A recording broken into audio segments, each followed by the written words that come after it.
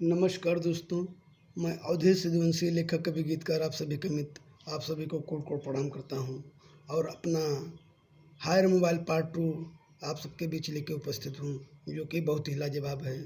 तो hire mobile में पहले आपको सुनाया था, तो जो लड़के का शादी था, तो बाद में उसका सरवा भी उससे पूछने लगा। छोटा साला था, मतलब बोलता है, अरे जीजा मोबाइल का करबा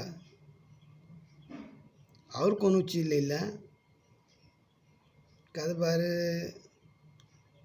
तू मर्दे ना जनता। कहते कहाँ नहीं जनती। कहते मोबाइल हमारे पास ना है, मोबाइल में हम बहुत परेशान हैं। कहते बारे और कोनो चीज़ ले ला। कहते ना हमें कुछ नहीं चाहिए। तो कहते बारे जीजा मोबाइल का करबा। तो कहते बारे का कर सुना बताओ थे। तो गीत के माध्यम से बताओ तो का बात बा। हमके मोबाइल चाही और ना कुछ हो चाही, सुना ये छोटकू सरऊ, सुना लाहुर कू सरऊ, फोनवा कराबू जाके दिल्ली से, फोनवा कराबू जाके दिल्ली से, हम तो बतवाइब तोहरे दीदी से, फोनवा कराबू जाके दिल्ली से, हम तो बतवाइब तोहरे दीदी से। हमके मोबाइल चाही और ना कुछ चाही, सुना ये छोटकू सरऊ, सुना लाहुर कू सरऊ, फोनवा कराबू जाके दिल्ली से, हम तो बतवाइब तोहरे दीदी से, फोनवा कराबू जाके दिल्ली से, हम तो बतवाइब तोहरे दीदी से।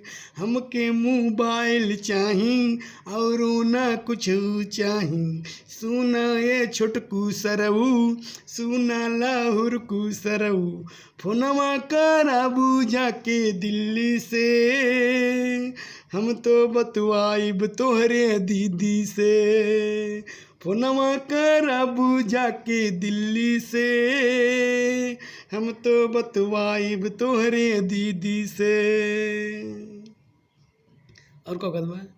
अरे उनके मर्जी हम जानब, हमरो मर्जी जनी है, उनसे हम हलिया पूछब, हमरो हलिया पूछिए, बतिया करब चोरी चोरी से, हम तो बतवाइब तोहरे दीदी से, बतिया करब चोरी चोरी से, हम तो बतवाइब तोहरे दीदी से।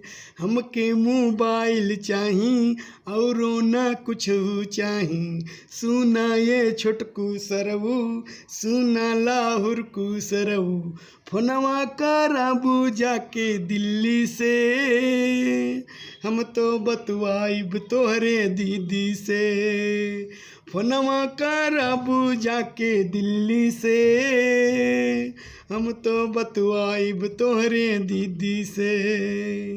हमके मोबाइल चाही और ना कुछ चाही, सुना ये छोटकू सरऊ, सुना लाहुर कू सरऊ, फोनवा कराबू जाके दिल्ली से, हम तो बतवाइब तोहरे दीदी से, फोनवा कराबू जाके दिल्ली से, हम तो बतवाइब तोहरे दीदी से, हम तो बतवाइब तोहरे दीदी से।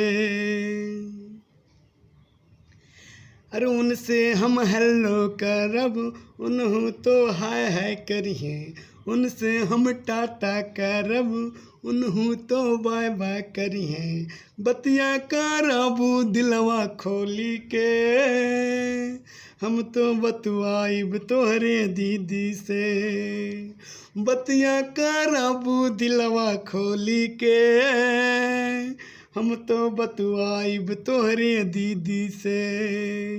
हमके मोबाइल चाही और ना कुछ चाही, सुना ये छोटकू सरऊ, सुना लाहुर कू सरऊ, फोनवा कराबू जाके दिल्ली से, हम तो बतवाइब तोहरे दीदी से।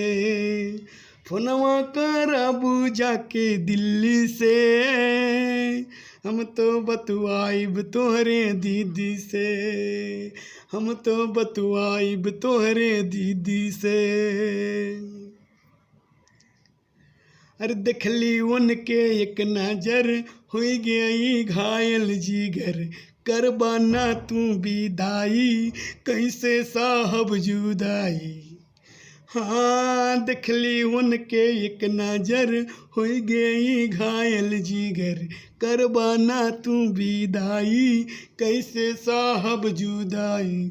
काटब समैया जोरा जोरी से, हम तो बतवाइब तोहरे दीदी से।